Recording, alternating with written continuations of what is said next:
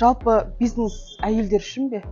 Бірақ ол нәрсе мұқтаждықтан болмау керек. Бір рет айтады, екі рет айтады. Болмағаннан кейін өзі жүгіріп кетеді ғой. Материалдық құндылық алып кеткен жоқ па? Әркім өзін алдамай қойсын. Ақша бірінші орында емес, ақша деген маңызды емес. Осылай жүре беремін, шүкіршілік қой деп өтірік алдамай қойсын. Сол шүкіршілік деп жүрген адамдардың өзі 5-6 клиенті бар.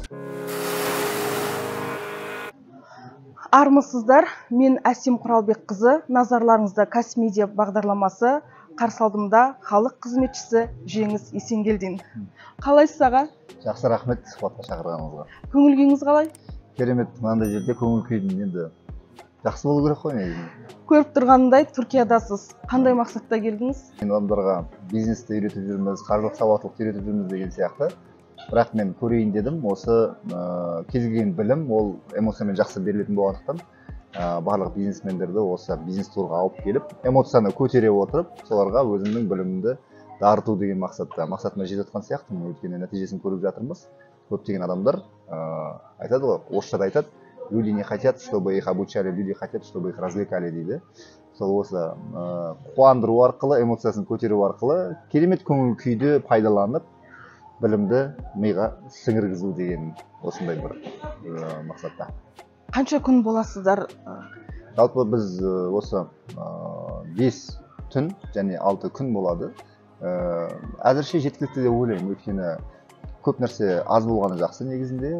Енді бұл кеше адамдар айтып жатыр, негізінде аз уақыт болды деп айтып жатыр. Неге? Өйткені біздің беретін біліміміздің адамдарға деген жақсы әсер беріп жатқан деп ойлаймын. Әйтпесе кейбір адамдар асығып, ауылға қайтайық деген сияқты болуы мүмкін ғой. Енді қайтқысы келмей жатқандар бар. Сондықтан осы 5 түн, 6 күн осындай. Қазақстанның түкпір-түкпірінен жағы шәкірттеріңізді осы Түркияға әкеп жатырсыз. Не үйреніп кетеді? Жалпы осы жерге келгенде біз енді қараңызшы, бізде тақырып көп та. Адамның ойлау қабілетін өзгерту, және қаржы еркіндікке шығу алгоритмдері, алтын формула деген нәрсе бар. Және бизнесті толық жүргізу деген нәрсе бар. Енді көп нәрсені біз тренингтерде беріп жүрміз, алайда кейбір нәрселерді осы бизнесмендердің арасында курс қылып емес, сол бір жабық түрде беретін контенттеріміз бар. Ол ораторлық шеберлік. Мысалға, бизнесмендер кез келген көшбасшы ол адамдардың алдында тұрып сөйлей білу керек, өзін сата білу керек деген сияқты. Яғни адамдарға сондай көрсеткен кезде сол мәселеде ораторлық шеберлікті үйретіп жатырмыз. Және көшбасшы болудың ең қысқа жолы деген бар. Яғни ұзақ жолы болуы мүмкін, қысқа жолы болуы мүмкін. Сол нәрсе бар. Және тиімді ойлану техникасы деген бар. Бұлар біз өзіміз курс қылып шығармағанбыз. Бірақ осы жабық топқа үйретіп жатырмыз осы нәрсені. Сөйтіп, жалпы бұл сабақ кімге керек дегенде, жалпы көшбасшыға, бизнесменге өмірінде бизнеспен қатар осы қабілеттерді меңгеру керек деген мен шешім қабылдадым. Тамаша, сізде бірнеше курстар бар. Және де оның бағасы да, оқу уақыты да әртүрлі. Сол туралы таратып айтсаңыз, өйткені көрермендерімізге кім сіздің қандай курсыңызға қатысу керек, неден бастау керек, толық ақпарат беріп өтсеңіз. Осы орайда айта кетейін, мен жалпы өз ісіңді тап деген кітаптың авторымын негізінде. Неге бұл кітапты жаздым? Жалпы мен өзім 10 жыл бойы мемлекеттік қызметте жұмыс жасадым. Кейін кәсіпке ауысып кеттім. Осы кәсіпке ауысқан кезде өзімді біраз таба алмай жүрдім негізінде. Өйткені шаблонды жұмыс, мемлекеттің тапсырмасы деген сияқты болғаннан кейін кәсіп деген мүлде екеуі бір-біріне ұқсамайтын нәрсе. Сондықтан кәсіпке кірген кезде өзімнің бойымдағы қабілеттерді зерттей бастадым.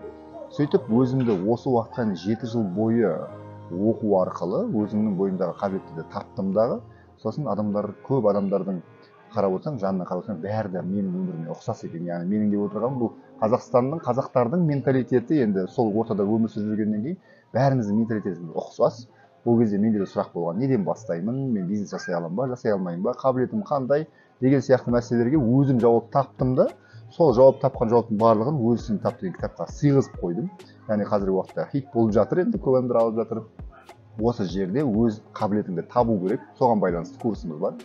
Екіншісі адамның мышлениясы, яғни мынау адамдардың іс-әрекеттері біреулерді кедейлікке алып бара жататын болса, кейбіреулерін байлыққа қарай алып бара жатады.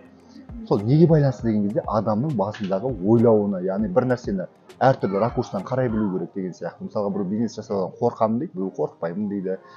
Біреу бизнес жасасам осы жерден ашам, үйдің қасынан ашам дейді, біреу басқа елден ашам деп айтады. Бір адам инвестор тартатын болсам, инвестор қажет болатын болса, біреулер ақша береді, оңай береді дейді, біреулер бере алмайды дейді, бермейді дейді деген сияқты. Біреулер партнердан қорқады, біреулер партнермен бірге жасағым келеді дейді. Яғни 54 түрлі адамның басында бір кедергі болады екен. Осы кедергілерді қалай жою керек, яғни қалай аттап өту керек деген сияқты мәселеде бірінші YouTube барьер деген сабағымыз бар. Содан кейін кез келген табыс табатын адам ол өзінің табысын тауып жүру арқылы қанша тапса да жетпей жатады көп адамдарда. Яғни былай тартса былай жетпейді, былай тартса былай жетпейді. Оның басында үлкен хаос бар. Мен кредитімді төлеймін ба, әлде жаңағы киім алам ба, немесе үй алам ба, немесе машина алам ба, немесе саяхатқа шығам ба деген неше түрлі армандар бар да, бірақ оның тауып жүрген бір 200 мың 300 мың теңгесі қайға жетеді? Былай айтқанда, былай логически ойлайтын болсаңыз, бір 200 мың теңгені қай жағына жартасыз. Сол сияқты көп адамдардың қойшы деп армандарына қолды бір сілтейді да, сонымен ешнәрсе үйренбеймін деген сияқты, жетпейді бәрібір деген нәрсені қойып тастайды. Негізінде олай емес. Яғни бір кішкене ғана бір формула бар. Сол формуланы үйреніп алатын болса, бұл жүйе негізінде сіз қанша ақша тапқанмен де сол ақшаны жинаудың өзінің бір методтары, яғни тәсілдері бар. Осы тәсілдерді жинау арқылы деген сияқты. Осыны үйретіп жүрміз. 10 мыңнан астам адам өтті оны. Яғни оның нәтижесін көріп жатыр. Яғни бұның негізгі мақсаты өзіңнің ақшаңды кішкене болса да жинап, пассивті кірістерге салу. Яғни болашақта сен жұмыс істемейтіндей болу керек. Яғни ақшаңды жинап, армандарыңды бірден алып болмастан ақшаны жинап, кіріс көздерін ашу деген мәселеде. Осы мәселені үйретіп жатырмыз толықтай. Сосын үшіншісі, осы нәрсені үйреніп алғаннан кейін адамның қолында капитал болады, яғни ақша болады. Ол не өзінің бизнесін ашуы мүмкін, немесе ол пассивті кірістерге салуы мүмкін, немесе білім алуы мүмкін деген сияқты. Осы орайда біреулер бизнес ашамын десе, бізде 32 күндік сабақ бар. Яғни бұл жерде от и до деп айтамыз ғой, басынан бастап аяғына дейін енді еш уақытта бизнес курстарды іздемейтіндей қылып шығарамыз негізінде. Бірақ енді осы жерде түсіну керек болған нәрсе, бизнесмен болу немесе бизнес деген сөздерді кейбір адамдар дұрыс түсіндірмей жүр. Оны түсіну керек. Яғни бизнес деген сөз жалпы бизнесмен деген адам жұмыс орындарын ұйымдастыратын адам. Яғни ол бір нәрсені жасамайды, бірақ жасайтын адамдардың басын қосады негізінде. Ал енді қазіргі уақытта кейбір осы тренинг берушілер сені бизнесмен қыламын, немесе сені бизнеске үйретемін деген кезде, айналып келген кезде фрилансерлікті үйретеді. Яғни фрилансер деп отырғанымыз бұл өзінің бойындағы қабілеттерді пайдаланып қана. Мысалға, біреу видеограф болуы мүмкін, біреу мобилограф болады, біреу сайтолог болады, біреу дизайнер болады, біреу таргетолог болады, біреу копирайтер болады деген сияқты. Осындай мамандарды шығару арқылы, немесе тек қана бір маркетологияны үйрету арқылы деген сияқты, немесе воронка продаж деген сияқты, немесе тек қана сату деген нәрсені үйрету арқылы адамдар ойлайды, сені бизнесмен қылып шығардым, немесе бизнес қылып шығарам деп ойлайды. Жоқ, біздің немізде, менің үйрететін сабағымда жалпы менің бір ұстанымым бар. Біздің Қазақстанда мамандар өте көп, фрилансерлер өте көп, бірақ солардың басын қосатын басшы жоқ. Ал енді жоқ болғаннан кейін осы басшыларды жасау керек та. Оны еш жерде жасамайды. Мен бірден өзім айта аламын. Яғни Қазақстанда қазақ тілінде осы басшыларды жасауға байланысты курстарым тек қана мен өзім соны жасап шығардым. Енді біреулер сұрауы мүмкін, оны қайдан алдың, кімнен оқып алдың деген сияқты. Менің енді ұстазым болды. Екі ұстазым бар. Мысалға, біреуі Сайтмұрат Давлатов болатын болса, екіншісі Жалқыбаев Жексен Васильевич деген кісі. Екеуіне біреуінен операционный системаны үйренген болсам, біреуді стратегиясын үйренген деген сияқты. Осыларды үйреніп адамдарға бір беріп жүрген жайым жоқ. Осыларды үйреніп өзімнің бизнесімді жасадым. 23 түрлі бизнес жасаппын осы уақытқа дейін.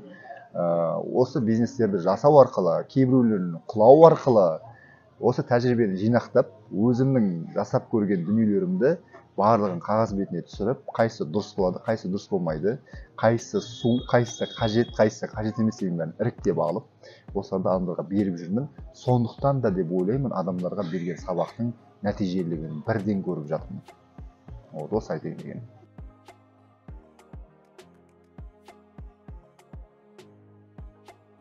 Сіз өзіңіз айтып отырсыз ғой, жаңағы бизнес бастауға қорқады деп. Бизнеспен айналысқысы келетіндер көп, соны жалғыз бастайын ба, әлде серіктестікпен бастайын ба деп жатады. Сіз қандай кеңес бересіз? Жалпы енді мен айтып жатырмын ғой, бір адамның бойында неше түрлі қабілет бола бермейді да. Бірақ бір бизнеске неше түрлі қабілет керек. Мысалға, бизнестің ішінде өндіріс деген нәрсе бар, оны сату деген нәрсе бар, оны жасау дегені бар, команданы ұйымдастыру деген нәрсе бар, оның ішіндегі есеп қисабы бар, оны дамытуы, масштабирование дейді ғой, жаңағы үлкейту, кеңейту деген нәрсе бар. Сол жаңа күнде қайталанып тұратын ішінде бір кайдзен деген дүниелер бар, жаңағы производственның ішінде деген сияқты. Осылардың барлығын бір адамның қолынан келе бермейді ғой, иә. Мысалға бір әйел адам үйдің ішінде отырып барлық нәрсені істеуі мүмкін, бірақ ол еркектің жұмысын жасай алмайды, сондықтан да оған еркек керек та негізінде, иә. Неге? Еркек табыс табатын адам, немесе үйдегі бір ұсақ түйек жаңағы лампочканы айналдыратын болса да еркек керек қой үйде, көрдіңіз ба? Бірақ енді бизнесте бұл кішкене күрделілеу болғандықтан бизнестің ішінде енді жаңа әйелге еркек керек болғаны сияқты кейбір адамдарға өзінің істей алмайтын немесе әлсіз, істегісі келмейтін нәрселерді басқа біреуге тапсыру керек болады. Көрдіңіз ба? Бірақ өкінішке орай адамдардың көбісі осы серіктестермен жұмыс істегісі келмейді. Неге? Өйткені бағана айтқан сияқты адамның басында бір барьер бар. Яғни серіктес, ол болашақта менің ақшамды бөліседі, түскен пайдадан бөліседі деген бір көзқарас бар да, ол басқа ракурстан қарап тұрды. Біз олардың ойын өзгерту үшін былай деп айтамыз. Негізінде серіктес сенің ақшаңды бөлісетін адам емес. Ең бірінші сендегі болған бір проблемаларды бөлісетін адам. Көрдіңіз ба? Яғни сенде бір проблема бар, бизнесіңізде осы проблеманы бөлісетін адам.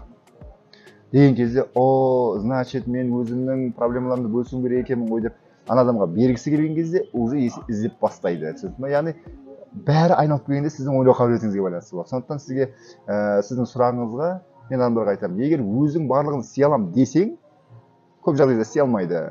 Өзіңіз істеңіз. Бірақ бір проблемалар болатын болса, оны біреу шешу керек. Сол шешетін адам сіздің серіктесіңіз болуы мүмкін. Сіздің курстарыңызға көбіне нәзік жандылар қатысады деп естіп жатырмын. Жалпы бизнес әйелдер үшін бе? Енді өте қиын сұрақ. Осы орайда көп әйелдер біздерге риза болып жататын болса, кейбір еркектер қарсы шығып жататындар да бар. Мен бірден айтамын, жалпы әйел адам кәсіп жасауға болады, жұмыс жасауға болады. Бірақ ол нәрсе мұқтаждықтан болмау керек. Мұқтаждық деп отырғанымыз үйді асырау үшін, нан табу үшін, балаларымды қалай жеткіземін, сондықтан да тауып жатырмын ғой деген әңгіме. Бұл тек қана ойлаймын, тағдыр бойынша жалғыз басты болып қалған, немесе әзір күйеуге шықпаған адамдар болса, мүмкін болатын шығар, жақсы шығар. Бірақ енді күйеуіңіз бола тұрып, күйеуіңіздің бойында энергия бола тұрып, оның бойында қабілеттер бола тұрып, жоқ, мен де саған көмектесем, немесе мен де өзімнің жаңағы үйге табыс алып келуім керекпін деп алған сайын айналып келген кезде сіз сол нәрсенің құрбаны болып қаласыз. Негізінде әйел затының негізгі міндеті үйдегі ұрпақты тәрбиелеу болатын болса, егер күйеу өзі табатын болса, үйдегі ұрпақты кім тәрбиелейді? Егер әйел де далада жүрсе, еркек те далада жүрсе деген сияқты. Бірақ енді мен бұл жерде айтқым келіп тұрған жоқ, әйел адамдар дамымау керек, немесе оқымау керек деп отырған жоқпын. Оқу керек. Бірақ мен қазір айтқым келіп отырған нәрсе еркектерге айтқым келеді. Айналайын еркектер, айналайын жігіттер, мына әйеліңізге оқыма деп айтпаңыз. Оқи берсін, білім ала берсін. Бірақ сіз одан да асып түсуіңіз керексіз. Яғни не жағынан? Интеллект жағынан. Яғни ойлау қабілет жағынан асып түсуіңіз керексіз. Көрдіңіз ба? Сондықтан да көптеген әйелдердің осындай курстарға қатысып кетуі, олар шыдамсыз халық. Яғни үйіндегі адам қозғалмағаннан кейін өзі жасап кете береді. Күйеу деп демей қояқшы, үйдегі бала да сондай да. Кейбір уақыттары ата-ана өзінің баласын жұмсайды, бірақ баласы бармағаннан кейін бір рет айтады, екі рет айтады, болмағаннан кейін өзі жүгіріп кетеді ғой. Дүкенге де өзі жүгіріп кетеді, бір нәрселерді өзі жасап кетеді. Неге? Бұл адамға миллион рет ол адамға қайта-қайта ескерте бергенше, қойшы санасына берсін деп қолды бір сілтеп өзім істегенім жақсы дейді. Ең соңында не болады? Ол бүкіл жұмысты өзі алып алады, және баласы айтқанда мамам өзі жасайды ғой деген нәрсені үйреніп алғаннан кейін солай болады.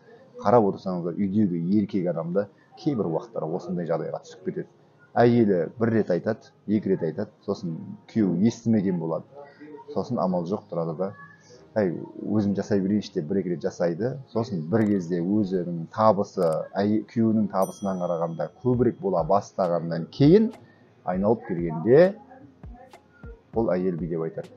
Мен сенсіз ақ та кедей бола алады екенмін ғой, біріншіден. Екіншіден, мен өзімнің тауып жүрген табысым жақсы ғой, енді сен маған неге керексің деген сияқты бір ішінде сондай бір нәрсе пайда болуы мүмкін да, бұл қауіпті нәрсе. Сол кезде ажырасуға болып жатады. Бұл негізгі әйелдердің дамып кетуі жақсы болғанымен де бір жағынан, екінші жағынан бұл еркектердің әлсіздігін білдіреді. Мысалға Түркияда отырмыз мына жерде.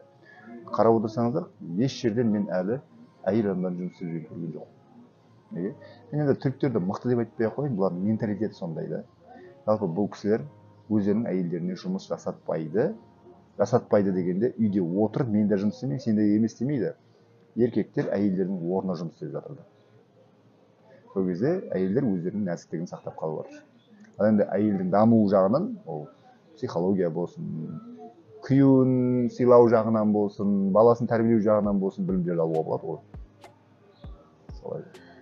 Сіз ерлер клубын ашқалы жатырсыз және де өте белсенді кірісіп жатсыз осы іске. Мұндағы мақсатыңыз? Иә, жаңағы айтқан сияқты, осы нәрсенің барлығын біз қазақ былаймыз ғой. Осы неге бүйтіп істемейді екен, осы неге бүйтіп істемейді екен деп ренжуді жақсы көреміз да. Мысалға, мемлекетке де ренжіп жатамыз кейбір уақыттар. Осы неге бүйтпейді, неге осы жұрттарға осылай істемейді, неге мына жерге остановка қоймайды, неге мына жерге бүйтсе болады ғой, үйтсе болады ғой деп айтқанды жақсы көреміз да. Білмеймін, біз үшін біреу жасап беру керек та, ал біз оған ренжіп отыруымыз керек, біз көңілімізді толтырмай отыруымыз керекпіз да. Мен ондай нәрсені ұстанғанды жақсы көрмеймін. Жалпы бір нәрсені көріп қалсам, неге осыны істемейді екен дегеннен гөрі, ал мен неге істемей жатырмын соны деген нәрсе болады да. Осы орайда адамдарға, еркектер сендер әлсізсіңдер, немесе әйелдер осылай болып кетті, бүйтіңдер, сөйтіңдер деп айта бергеннен гөрі одан пайда жоқ. Мен ұлт жанашыр ретінде өзім қолға алып жатырмын да қазіргі уақытта. Енді бүкіл Қазақстандағы бүкіл еркектердің барлығын артына ерте алмайтын шығармын, бірақ ерен деген адамдар болатын болса, осыларды бастап эксперимент жасап жатырмын. Яғни мен жасап қойғанмын. Осыдан бір жыл бұрын мен өзім клубымды жинап, ерлер клубын жинап, сол адамдарды іріктеуден өткізгенмін. Ол жерде физикалық тұрғыда да қатты нелер болды. Яғни адамға тек қана бизнес емес қой, ойлау қабілетпен байланысты, ақша табуға байланысты, отбасымен қарым-қатынасқа байланысты, бала тәрбиесіне байланысты, және өз-өзін ұстау, еркектердің арасында ұстау, өсек айтпау, ғайбаттамау деген сияқты, яғни рухани жағынан да даму, барлық жағынан осыны жасап көрдім, эксперименттен өтті, керемет болды. Айтқанда, сол адамдар қазір біздің командада жұмыс жасап жатыр. Мен жемісін көрдім. Содан кейін неге осы нәрсені бір рет жасап көргеннен кейін оны енді 10 есеге үлкейтпеске, енді тағы 10 есеге көбейтіп 35-40 адамнан құралатын адамдарды жинайын деп жатырмыз. Ерлерді осы жақсы болып кететін болса, енді 100 адамға жасап көреміз. Осы жақсы болып кететін болса, 1000 адамға жасап көреміз. Сөйтіп кете береді өзі негізінде. Яғни менің миссияның орындалғаны. Яғни мен осы Қазақстанда біреулер еркектерді қолға алып, олардың дамуына үлес қосатын адам болу керек болатын болса, неге ол мен емес деген ұстанымды істеп жатқаным. Сондықтан енді Аллахтан жәрдем тілеймін. Керемет. Сіз өз дәрістеріңізде де айтасыз, әр адамның өзінің миссиясы бар деп. Біз миссиямызды қалай табамыз және оны тапқанымызға қалай көз жеткізуіміз керек? Жалпы әр адамның өзінің миссиясы бар деген кезде бұны барлығы білуі мүмкін. Адам бостан-бос жаралған жоқ қой бұл өмірге келгенде. Бірақ адамдар көбіне біреудің миссиясына қызығып жүретіні бар. Мысалға айтайық, менің ұстазым бар дейді, немесе мысалға біреулер маған қарап айтуы мүмкін, мен де Жеңіс мырза сияқты адамдарға сабақ беріп бастайтын деген сияқты. Жоқ, олай емес. Яғни бұл өмірде әртүрлі жануарларды жаратқан сияқты адамдарды да әртүрлі қылып жаратқан ғой Алла тағала. Біреуді физикалық тұрғыда мықты қылып жаратқан, біреуді ақыл өрісін жақсы жаратқан, біреудің ойлана білу қабілеті болатын болса, біреудің жаңағы есептеу қабілеті жоғары деген сияқты. Жалпы сен ең бірінші өзіңнің қабілетіңді жақсылап тұрып біліп алатын болсаң, осы орайда соны дамытқан дұрыс болады. Енді қазіргі уақытта сіз айтуыңыз мүмкін маған, мен өзімнің бойымдағы қабілетімді білмеймін деп айтуыңыз мүмкін. Неге? Бұған бір себеп бар. Өйткені біздің кішкентай кезімізден сабақ оқыған кезде бәрінен де 5 алу деген нәрсе болған ғой бізде. Бәрінен 5-ке шық деген сияқты. Сөйтіп біз математикамыз жақсы болса, биологиямыз төмен болса, математиканы тоқтатып қойып, біз биологияны көтеріп жүреміз деген сияқты. Сонда біз ең сонда бәрінен 5 болғаннан кейін бізде біле алмаймыз, қайсысына мықты екенімізді біле алмаймыз. Түсіндің ба? Яғни мен математикадан шынайы 5 болуы мүмкін, бірақ биологиядан өтірік 5 болуы мүмкін да, көтермелеп қойған деген сияқты. Бірақ сырт көзге қарағанда бәрі 5 болғаннан кейін мен бәрінен жақсымын деп ойлап қаламын да. Олай емес. Негізінде өзіңнің бойында бір мықты қабілет болатын болса, соны дамытып қалғандардың бәрін қою керек негізінде. Көрдіңіз ба? Осы орайда сөйтіп өзіңді дамытып кететін болсаң, сен уже біліп бастайсың. Енді жақында бір адамдарға көбірек айтамын, мына турецкий Геркулес деген кино бар. Енді бәрі түркшеге байланысты болып тұр. Енді ол да бір түріктің жігіті, Наим Сулейманұлы деген. Сол жігіт штангист болады өмірде. Сол штангист менің миссиям не деп ойланып жүрген кезде негізінде шынымен де қарап отыратын болсаңыз, бұл өмірде болған жағдай. Болгариядағы түріктерді құтқару керек болған кезде именно осы жігіт өзінің штангыдан қабілетін біліп, штангымен чемпион, әлем чемпионы болады, содан кейін олимпиада чемпионы болады. Сол олимпиада чемпионы болған кезде бүкіл елдің барлығы құлақтары ол кісіні естіген кезде бұл микрофонды алып, біздің Болгариядағы түріктерге қатты қиналыс болып жатыр, осы адамдарды босатыңдар деген сөзін айтып, бүткіл түріктерді бостандыққа шығаруға себеп болған адам да. Мысалға қарап отырсаң, бұл адамның миссиясы осы өмірде штангист болу арқылы чемпион болып, өзінің халқына көмек бере алды. Осыған қарап отыратын болсақ, біз енді кейбір біздің айналысып жүрген ісіміз не болғанда да штангистке қарағанда жоғарырақ негізінде, көрдіңіз ба? Сондықтан сіз мысалға қазір мен байқап отырсам, сіздің сүйікті ісіңіз мына каналдарға бір жақсы сұхбаттар түсіру, дұрыс па? Сіз осы нәрсені ары қарай алып кетіп дамытып кететін болсаңыз, сіз өмірде осындай бір жақсы дүниелерді адамдарға естірту арқылы сіз адамдарға пайда беріп жатырсыз ғой. Демек сіз осы нәрсені миссия қылып алсаңыз болады да. Миссия деп отырғанымыз не ол? Сіздің халыққа береріңіз. Яғни сіз кез келген уақытта осы дүниеден өтіп кететін жағдай болғанның өзінде де сізде не болу керек? Мен қоғамға пайдалы іс істеп кеттім, артымнан із қалды деген нәрсе болатын болса, бұның үлкен кішісі жоқ. Көрдіңіз ба? Яғни ол видео қой, немесе ол YouTube қой, немесе ол Instagram қой деген нәрсе жоқ негізінде. Яғни анау әлемге көмектесу үшін бір адамды тура жолға салсаң жеткілікті дейді ғой. Сондықтан сондай нәрсе. Бір адамға бір пайда бере аламыз ба? Миллион адамға бересіз. Демек оны миллиардтаған адамға бересіз. 8 миллиард адамға беруге де болады ғой негізінде. Вот сондай нәрсе. Керемет, көп адамдар айтады, осы жаңында идея жоқ, жаңа іс бастағым келеді, я болмаса қандай бизнеспен айналысатынын білмеймін, өзінің нишасын көп іздеп жатады. Жалпы сіз өзіңіз қалай шабыт келеді сізге? Қалай шабыттанасыз? Енді көп адамдар ниша деген нәрсені дұрыс түсіндірмей жататындар бар. Ниша дегеніміз мен стакан сатам ба, әлде кітап сатам ба, әлде стулья сатам ба деген нәрсені айтқан дұрыс емес негізінде. Яғни ниша дегеніміз не сатам деген сөз емес. Ниша дегеніміз жалпы қандай проблемаларды шешемін. Яғни шабыт дегенде былай ғой. Мысалға қарап отырсаңыз, Абайдың 45 қара сөзін оқитын болсаңыз, әрбір сөзінде қазақтың проблемасын көре білген да. Бұның фокусы сондай болған. Біздің қазақ малды иттікпен тауып, иттікпен жұмсайды, бірақ білімге еш нәрсе бергісі келмейді деген сияқты сөздер бар ішінде. Біздің қазаққа иманын түзеп болмайды, бар болғаны жұрттың істеген қылып тұрса болғаны, жығылып тұрса болғаны деген сияқты намазына тиіскен уақыттар болған. Бұның барлығы негізі адамдарды қайрау. Яғни бұл адамдардың бойындағы нені көре білді, бір кемшіліктерді көре білді да, проблемаларды көре білді да, осы бойынша оны шешпекші болды негізінде. Соны біз шабыт деп айтамыз да, ол кісінің шабыт дейді. Яғни қазіргі уақытта менің басымнан енді өте көп идеялар келеді. Бұл идеялар негізі жаңа сіз айтқан сияқты бұл шабыт деп есептеймін. Яғни мен адамдарға қарап отырамын да, біздің Қазақстанда не жоқ. Яғни не жоқ дегенде біздің Қазақстанның халқы жалпы қандай проблемаларға душар болып жатыр. Мысалға қазір керемет массажистер жоқ. Біріншіден, екіншіден, мұсылман халқы Аллаға шүкір көбейіп келе жатыр ғой. Мұсылман халқына, жалпы мұсылман адамдарға арналған бассейндер жоқ, мысалға. Соларға арналған мүмкін осындай пляждар жоқ, мысалға. Жоқтың нәрсесі көп та негізінде. Халыққа қажет, бірақ істейін десе оны ешкім істеп жатқан жоқ. Бірақ именно осындай мәселелерді қарап отыратын болсаңыз, сол жоқ нәрселерді шығарушы болғың келген кезде идеялар пайда болады негізінде. Сондықтан әр қашанда сіз бизнес жасарсыз, немесе жасамарсыз, кез келген уақытта менің халқыма не керек деген нәрсені миыңызға қондырып алатын болсаңыз, фокус ала бересіз негізінде. Көрдіңіз ба? Яғни осындай, мысалға не үшін осындай шетелге келдік деген сияқты. Яғни осы жерге келген кезде адамдар басқа адамдардың не жасап жатқанымен танысады да. Сосын адамдар айтады, біз сонда бұлардан қай жеріміз кем? Айтыңызшы, қай жеріміз кем деп сұрақ қояды ол өзіне. Мына кісілер жасаған неге біз жасай алмаймыз? Көрдіңіз ба? Яғни адамға бір жақсы идея келеді да. Осы идеяларды алу арқылы ары қарай мүмкін ол сенің бизнеске айналып кетуі мүмкін. Сондықтан айтамыз біздер, адамда бай болуға себеп болатын бір ғана идея дейді.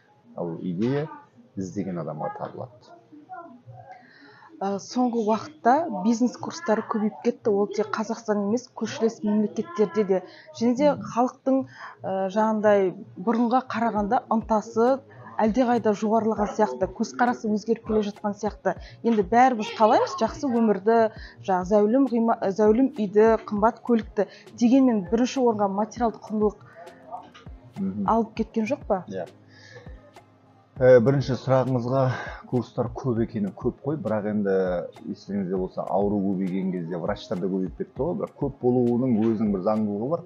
Мүмкін осы орайда халыққа қажет болып тұрған шығар біріншіден. Екіншіден, көп болғанның екінші жаман жері бар. Осы сәтті пайдаланып, көбісі материалдық дүниелер жасап алайын дегендер де бар. Яғни айырып білу қиын болып кетті қазіргі уақытта. Кімнің шынайы курс береді, кімнің шынайы емес екен. Кім оны көшірмесін жасайды, кім оның оригиналын жасайды, қиын болып кетті. Енді іздеу керек болады біріншіден. Екіншіден, неге біз адамдарға табыстап, материалды бол деп айтып кеттік? Өйткені шынымен де керек, бұрын бұндай сөз айтылмайтын еді. Неге? Өйткені бұрынғы, яғни біздің ата-анамыздың өмір сүруіндегі форматы мүлде басқаша болды. Яғни ол кездегі формат, сен сабақты бітіресің, сосын барып университетке түсесің, сосын саған жұмыс дайын тұрады. Сен жұмысқа тұрғызады. Яғни ол кезде коммерсант немесе бизнесмен деген нәрсе болған жоқ. Ол кезде спекулянт деген нәрселер болды. Ол кезде бизнес деген нәрсе не то, что істемеген, құпталмаған нәрсе. Сондықтан да ол нәрсе бір жат нәрсе болды да. Сосын адамдардың барлығы жалдамалы жұмыс жасау керек деген нәрсе болды біріншіден. Екіншіден, ол кезде көп адамдар осындай саяхат деген нәрсеге көңіл бөлген жоқ, қызығушылық жоқ. Сонымен көп адамдар осы қалыпты жағдай, осы тауып жатқан 100.000-200.000 теңгеміз жарайды бізге деген сияқты нәрсе болды да. Қазір уже Инстаграмды ашып қалсаңыз, әрбір адам өзінің сторисында өзінің қыдырып жатқанын, армандарына жетіп жатқанын, әке-шешесіне машина сыйлап жатқанын, қажылыққа апарып жатқанын, үй алып жатқанын, көлік алып жатқанын бәрін көрсетіп бастағаннан кейін адамдар не істейді? Өзін салыстыра бастайды. Адамдарға барлығы бақытты сияқты да, бұл бәрінен қалып қойған сияқты болып сезіліп жатыр. Енді шынымен де айту керек, бұрынғы армандар мен қазіргі армандар екеуі екі бөлек болғаннан кейін, қазіргі уақытта сол армандарға жету үшін құр ақша керек қой. Сондықтан сол ақша керек бәрібір. Енді ақша табу немесе бай болып кету мақсат емес. Осы істегің келген армандарға жету үшін ақша керек болып қалды. Яғни адамдар айтады, ақша маңызды емес. Ақша маңызды емес, бірақ ол маңызды болады, қай уақытта жетпей қалады. Түсінді ме? Сондықтан әрбір адам бір өзінің арманына қол жеткізгісі келгеннен кейін бәрібір ақшамен былай айтқанда кездеспей тұра алмайды. Сондықтан айтамыз, не шыдайсың, не ақша табасың. Енді қарап отырсаңыздар қазіргі уақытта, ой жоқ, мен ақша табуға талпынбаймын дегенмен де сол рассрочкаға кіріп саяхаттап жүрген халық, сол рассрочкаға кіріп үй алып жүрген халық, рассрочкаға кіріп көлік алып жүрген халық, сен айналып келгенде бәрібір ақшаны көп табуға мәжбүр боласың. Не оны алдын ала алып алып, кейін оны төлейсің, не оны қазірден бастап тауып, сосын барып қарызға кірмей аласың деген сияқты. Қайсы жақсы деген кезде, әрине өзіңнің ақшаңды тауып алып, сосын барып жұмсаған жақсы, көрдің бе? Әркім өзін алдамай қойсын. Ақша бірінші орында емес, ақша деген маңызды емес, осылай жүре берем, шүкіршілік қой деп өтірік алдамай қойсын. Сол шүкіршілік деп жүрген адамдардың өзі 5-6 кредиті бар. Біз осы қаржылық сауаттылықта адамдарға қалай кредитке кірмей, қалай рассрочкаға кірмей, қалай өмірін реттеу керек, қандай осындай саяхаттарға шығу керек, барлығын үйретіп жүрміз. Үйренгісі келген адам үйренеді, үйренгісі келмеген адам ақша маңызды емес деп өтірік айтып жүре береді. Негізі. Жеңіс аға, енді сіздің жаңағы графигіңіз тығыз болса да бізге уақыт тауып сұхбат бергеніңізге көп рахмет. Шынымды айтсам, өз басым керемет инсайттар алып отырмын. Сіз тек жаңағы материалдық құндылық жағынан емес, сондай-ақ рухани байлық жағынан да байсыз ғой. Сондықтан да сізге алғысым шексіз. Халыққа, елге қызмет етіп жүрген жаңағыдай батыл ер азаматтардың бірісіз. Рахмет, алла разы болсын.